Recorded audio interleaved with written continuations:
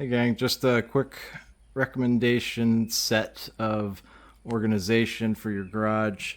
I have the FLEXIMOUNTS 4x8 grid patterned storage rack here.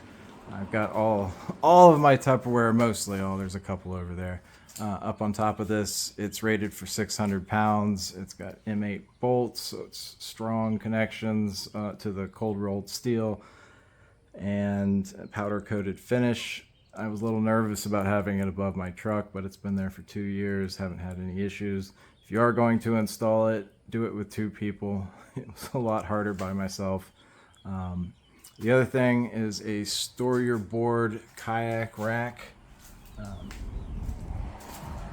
move over here, and I also have the store your, what do they call it? The store your board garage tool organizer. It's that black piece that's on top of the board there, the 2x4.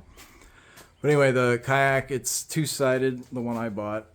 It was really helpful having 2 sides, even if you only have one kayak. When I had it over there, before I got the FLEXIMOUNTS, I had the other side installed, and I was able to put boards and I think a ladder or 2, so that took up or saved some space there. So buy the double if you can. Let's see, the other item here is the store your board garage tool organizer.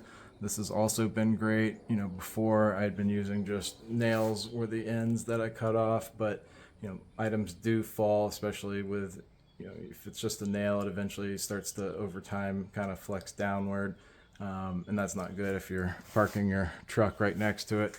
So this helps because it's got the kind of angled piece that goes up vertically, preventing things from falling off. It has no assembly required. You just have to bolt it to the wall.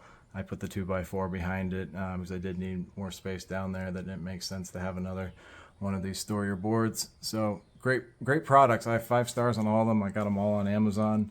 These seem to be what everybody buys for their garage for these different applications. I reviewed them quite thoroughly beforehand, and I've had no complaints.